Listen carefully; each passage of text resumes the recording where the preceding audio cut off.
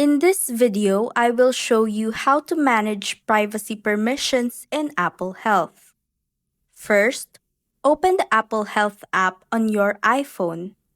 At the top right corner, tap on your profile icon. Scroll down until you reach the Privacy section, then tap on Apps. Here, you will see a list of apps that have access to your health data.